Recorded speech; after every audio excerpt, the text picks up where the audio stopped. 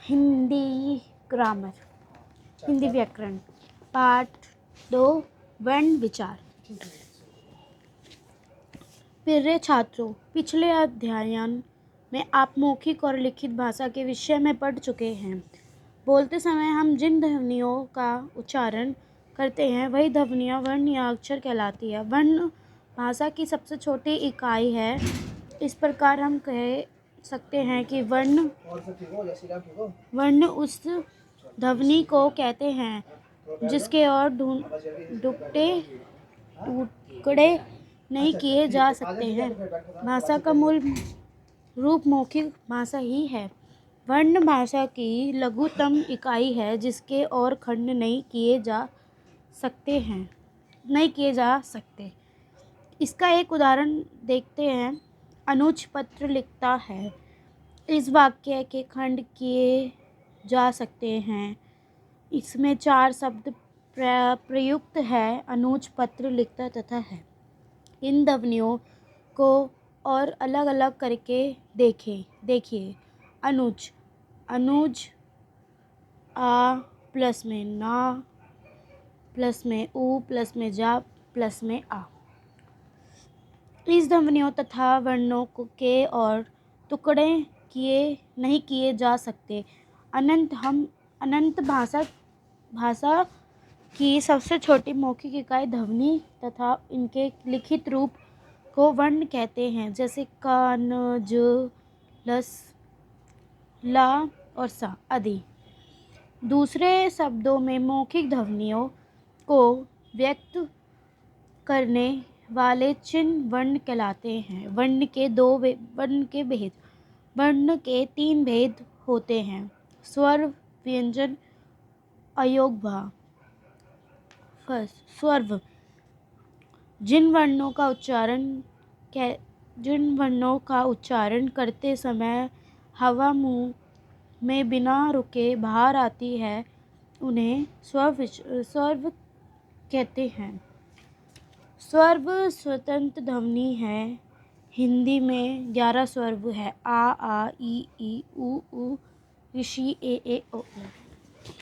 स्वर और उनकी मात्राएं। स्वरों के निश्चित चिन्हों को मात्रा कहते हैं। व्यंजनों का उच्चारण स्वरों के बिना नहीं होता है। व्यंजनों के साथ स्वरों की मात्राओं का प्रयोग किया जाता है। स्वर और उनकी मात्राएं चिन्ह इस प्रकार हैं। स्वर के भेद।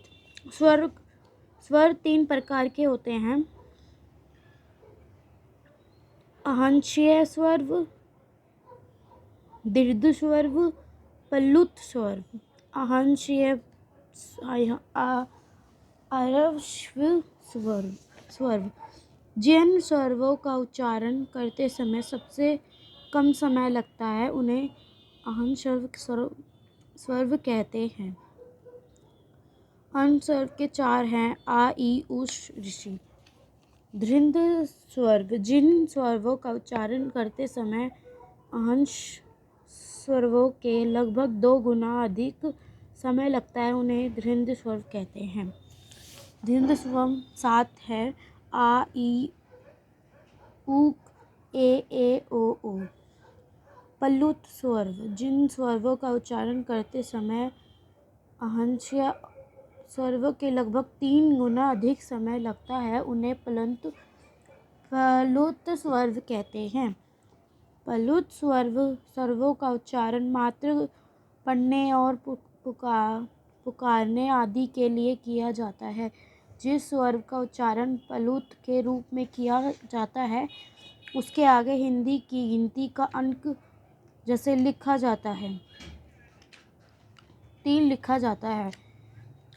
इसका अर्थ होता है कि उस स्वर का उच्चारण आहस्य स्वर से 3 गुना अधिक समय लगाकर किया जा, जैसे ओम, भ्याव, भ्या, अम्मात्र, काकांत्र आदि।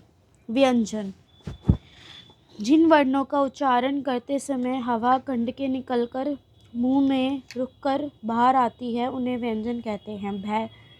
व्यंजन के तीन प्रकार होते हैं: स्वरपच व्यंजन, अनंत्रस्त व्यंजन, ऊष्म व्यंजन। स्वरपच व्यंजन जिन व्यंजनों का उच्चारण करते समय हवा कंठ, तालु, मूर्धा, दांत या होठों का स्पर्श करके मुख से बाहर आती है, उन्हें स्वरपच व्यंजन कहते हैं। अंतस्थ व्यंजन जिन व्यंजनों का उच्चारण स्वरों और व्यंजनों के माध्यम होता है, उन्हें अंतस्थ व्यंजन कहते हैं। अंतस्थ व्यंजन है या, रा, ला, वा। ऊष्म व्यंजन जिन व्यंजनों का उच्चारण करते समय हवा मुंह में टकराकर ऊष्मा गर्मी पैदा करती है, उन्हें ऊष्म व्यंजन कहते हैं। ऊष्म व्यंजन है सा, शु, सा, हा।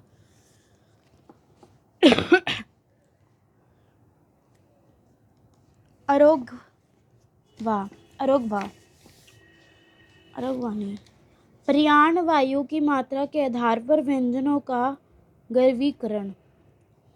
पहला अल्प प्रमाण, दूसरा महाप्रमाण। आरोग्यवा हिंदी वर्णमाला में अनुस्वार और विसर्ग को आ के साथ जोड़कर क्रमश अन और अनन लिखा जाता है। इन आरोग्य इसलिए कहा जाता है कि आ के योग से यानी स्वर्ग की सहायता से इनका उच्चारण किया जाता है। व्यंजनों के उच्चारण में भी स्वरों की सहायता ली जाती है, किंतु इन दोनों के अंतर यह है कि व्यंजनों के उच्चारण के बाद स्वर आता है, जैसे का प्लस में आ, का। और आरोग्य भावों के उच्चारण से पूर्व स्वर आता है। मंदिर में मा प्लस आ के बाद अनुस्वार आया है। अयोगवा के भेद। अयोगवा 4 भेद होते हैं: अनुस्वार, विसर्ग, अनुनासिक, हलंत। पहला पढ़ते हैं। अनुस्वार का चिन्ह बिंदु होता है। इसका प्रयोग स्वरों और व्यंजनों के ऊपर बिंदु के रूप में किया जाता है, जैसे हंस, अंश, कंस आदि। अनुस्वार का उच्चारण नाक से किया जाता है। विसर्ग का चिन्ह है।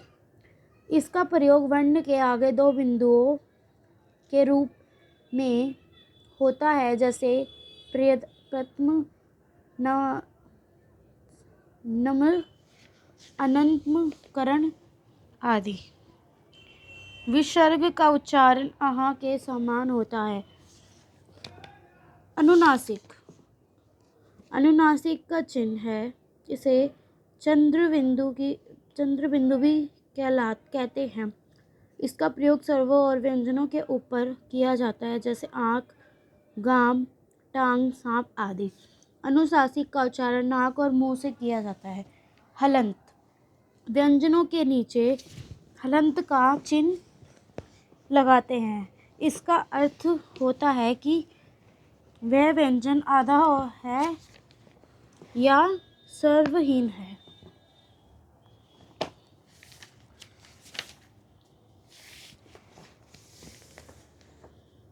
वर्ण विच्छेद वर्णों को अलग अलग करने वर्ण विच्छेद कहलाता है। जैसे आदरणीय शब्द में जिन वर्णों का प्रयोग किया गया है, उन्हें अलग अलग इस प्रकार लिखा जा सकता है: आ, द्र, र, आ, न, ई, य, आ। वर्ण विच्छेद के अन्य उदाहरण: वार्षिकोत्सव,